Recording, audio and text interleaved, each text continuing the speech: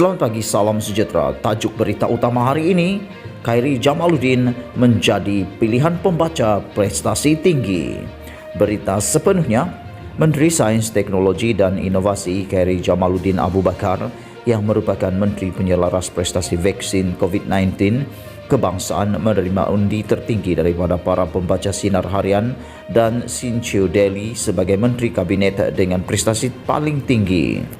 Beliau menerima 11.125 undi daripada keseluruhan 24.370 pembaca daripada kedua-dua akhbar berkenan yang mengambil bahagian dalam kaji selidik ini yang berjalan selama lebih kurang seminggu, iaitu dari 26 Februari hingga 5 Mac lalu, sempena ulang tahun pertama Kerajaan Perikatan Nasional PN.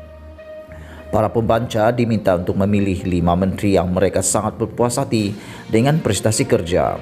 Kedudukan Khairi di tangga pertama dan ada kaitan juga dengan ketibaan vaksin COVID-19 di Malaysia pada hujung Februari lalu dan peranan beliau selaku Menteri Koordinasi atau Penyelaras Program Vaksin Kebangsaan yang dikendalikan oleh satu pasukan khas. Sejak itu, Khairi aktif berinteraksi dengan pelbagai kumpulan dan secara aktif juga menjawab pelbagai pertanyaan netizen di platform media sosial. Malah beliau menunjukkan respon positif dalam menangani isu memotong barisan dalam kalangan penerima vaksin yang menjadi perbualan hangat netizen baru-baru ini. Perdana Menteri Tan Sri Muhyiddin Yassin berada di tangga kelima dengan 6.367 undi. Kaji selidik ini dianjurkan secara bersama oleh Akhbar Sinar Harian dan Sinchiu Delhi sempena ulang tahun pertama Kerajaan Perikatan Nasional untuk mendapat maklum balas pembaca berhubung prestasi kerajaan dalam menangani isu-isu berkaitan COVID-19, pencapaian dalam pemulihan ekonomi, pencapaian dalam menangani masalah pendidikan sewaktu COVID-19 dan langkah-langkah kehadapan ketika era pasca COVID-19. Sejumlah 17.931 pembaca mengambil bahagian di platform Sinar Harian, manakala 6.439 lagi pembaca mengambil bahagian di platform Sinchiu Delhi. Sementara itu, Menteri Hal Ehwal Agama Datuk Dr. Zulkifli Muhammad Al-Bukhari menduduki tangga kedua dengan 772 undi, diikuti Menteri Kanan Pertahanan Datuk Seri Ismail Sabri Yaakob 7.261 undi dan kemudian Menteri Keuangan Tengku Zafrul Tengku Abdul Aziz 6.728 undi.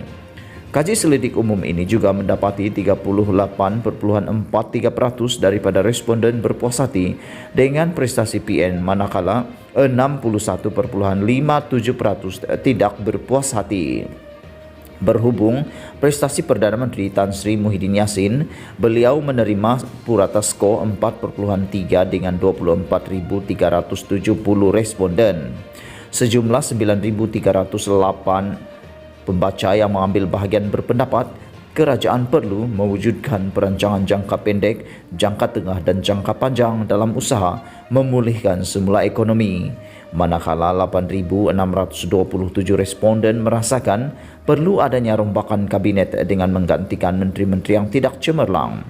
Lain-lain dapatan utama daripada kaji selidik ini antaranya ialah diadakan sidang parlimen semula untuk sesi soal jawab 6.490 undi, diadakan undi percaya tidak percaya di parlimen 6.276 undi, batalkan darurat untuk mengembalikan keyakinan rakyat dan pelabur 6.190 undi, laksanakan PKP yang lebih ketat dengan menutup semua aktiviti ekonomi untuk menghentikan penularan COVID-19 dalam masa yang pendek 4.864 undi. Ramai juga yang berpendapat mengadakan pilihan raya secepat mungkin sebagai sesuatu yang tidak perlu disegerakan. Sekian isu hangat pagi ini. Jangan lupa tekan butang subscribe dan kita jumpa lagi. Bye-bye.